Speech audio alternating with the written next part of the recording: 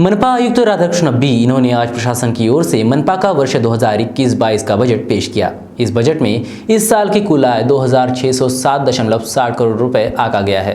इसमें एक नया रुपया भी टैक्स नहीं बढ़ाया गया है, बल्कि उत्पन्न बढ़ाने के उद्देश्य से अधिकाधिक लोगों को टैक्स के दायरे में लाने का उद्देश्य होने के बाद मनपा आयुक्त राधाकृष्ण बी ने पत्रकार वार्तालाप में कहा है।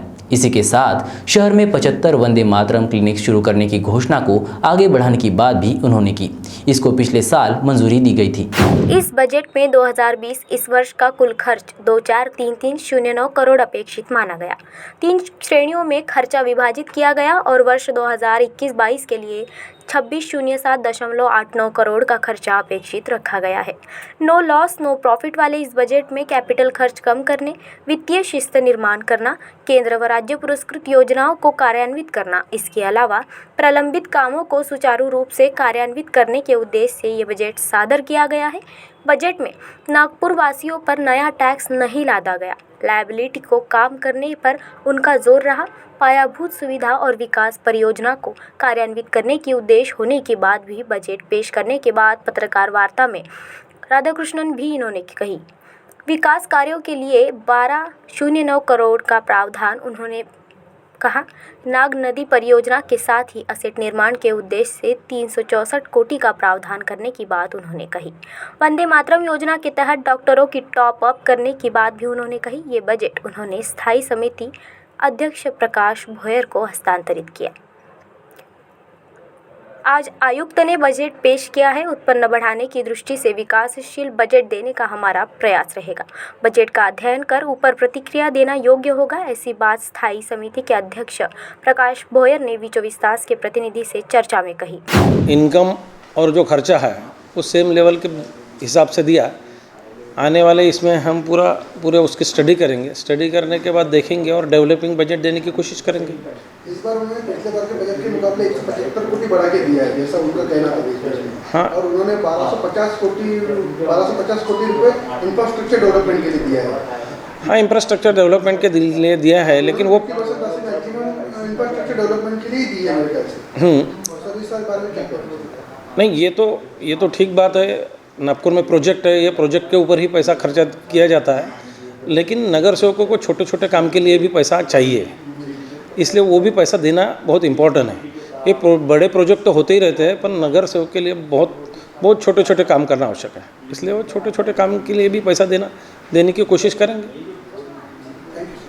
जैसे अपने कोरोना का जो रिस्ट्रिक्शंस हमने लेके आए, जैसे शादी के बारे और बाकी पब्लिक गैदरिंग के बारे, रेस्टोरेंट, सोशल पॉलिटिकल मीटिंग्स और सिनेमा हॉल, मॉल, ऐसे प्रकार के जो ऑफिस, प्राइवेट ऑफिस, इसके बारे जो रिस्ट्रिक्शंस लेके आए, इसका प्रमुख उद्देश्य इतना है, वो क्राउडिंग अवॉइड करने का। एक ही जगह पे 10-12 लोग जो शॉपिंग के एरिया में वगैरह जो जैसे क्राउडिंग होता है वो अवॉइड करने के लिए वो लेके आए।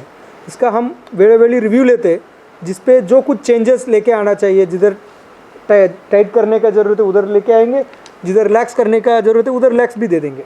सो सबसे इम्पॉर्टेंट उसका हम टाइमली रिव्यू लेते, every day, every alternate day में रिव्यू लेते, उसके हिसाब से आने वाले समय पे भी डिसीजन होगा। अभी आज भी महंगा तो बहुत बढ़ गया है। आज भी वो कोरोना बढ़ने ज़्यादा चिंताजनक नहीं है। सबसे चिंताजनक है जो संक्रमण नहीं होना चाहिए, डेथ ज़्यादा नहीं होना चाहिए। उसके हिसाब से आप जैसे आप सितंबर के हिसाब से अभी कंपेयर करेंगे तो अपने डेथ कम है, फिर भी वो संक्रमण कम होना चाहिए। संक्रमण जो स्प्रेड है ना, स्प्रेड कम होना चाहिए। उसके लिए लोगों को क्राउडिंग अवॉइड करने के लिए अभी हम टेस्टिंग कर रहे हैं। जो हम सितंबर में अराउंड 4,000-5,000 टेस्टिंग करते थे, अभी डबल है, वो अभी 10,000 टेस्टिंग हो रहे हैं। सो उसके हिसाब से देखेंगे तो डबल होना चाहिए, वैसे नहीं है एक्चुअली। केसेस का नंबर से इम्पोर्टेंट नहीं है, टाइमली टेस्टिंग, वेरेवर उनको आइडेंटिफाई करने का, उनको उपचार शुरू करने का, विलगीकरण करने का, ये सब चीज़ इम्पॉर्टेंट। बेड अपने पास ऑलमोस्ट 1100 प्लस O2 बेड्स उपलब्ध है। 1100च्या वरती O2 बेड अवेलेबल है, बोथ गवर्नमेंट एंड प्राइवेट मिलके। हाँ, अभी बोलने थोड़ा सा मुश्किल है, बट इसके बारे रिव्यू लेंगे हम आने वाले कुछ दिन के बाद।